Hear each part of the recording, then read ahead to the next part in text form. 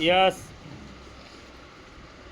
Start. एक स्त्री सुबह उठती है, चूल्हा जलाती है, बच्चों को स्कूल भेजती है, खेत में काम करने निकलती है या दफ्तर के लिए बस पकड़ती है। रात को लौटती है, थकी हुई, चुप, और फिर सो जाती है। अगली सुबह के लिए उसके सपनों में एक सवाल बार बार दस्तक देता है, क्या मेरा जीवन सिर्फ इतना ही है? क्या मुझे वह नहीं मिलेगा जिसका मुझे हक है? यह सवाल भारत की करोड़ों महिलाओं की साझा पुकार है। इसी पुकार की गूंज में हर साल दुनिया अंतर्राष्ट्रीय महिला दिवस मनाती है। लेकिन जब उत्सव का शोर थम जाता है, तब भी स्त्री उसी देहरी पर खड़ी मिलती है, अधिकारों का बोझ सीने पर लिए। न्याय की प्रतीक्षा में सवाल उठता है कि क्या वाकई कुछ बदल रहा है या बस एक रस्म अदायगी बन गई है जिसमें नेता भाषण देते हैं, कंपनियां रंग बिरंगे विज्ञापन देती हैं और शाम होते होते सब कुछ पहले जैसा हो जाता है।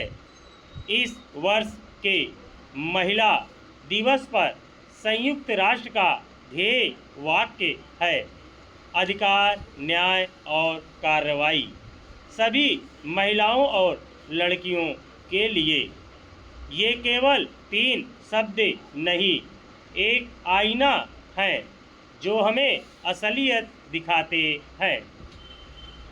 भारत का संविधान दुनिया के सबसे प्रगतिशील दस्तावेजों में गिना जाता है। अनुच्छेद 14 समानता का अधिकार देता है।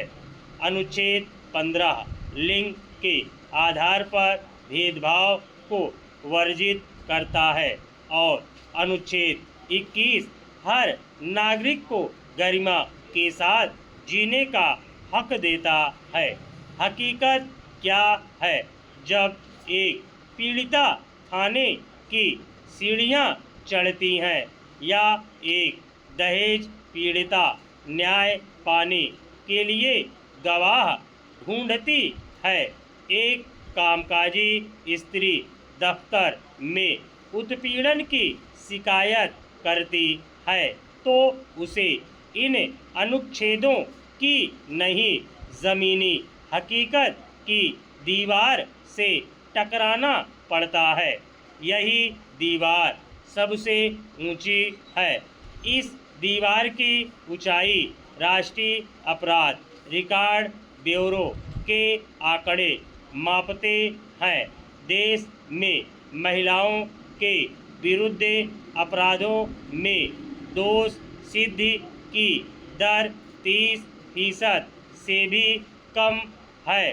बलात्कार के मामलों में तो यह और भी कम है।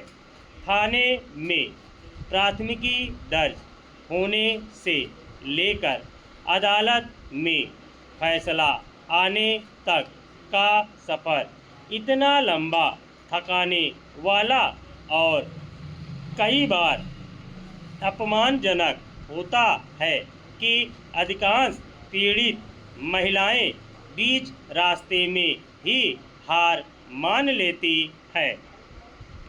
गौरतलब है कि देश के उच्च न्यायालयों और उच्चतम न्यायालय में महिला न्यायाधीशों की संख्या मात्र 14 से 17% के बीच है।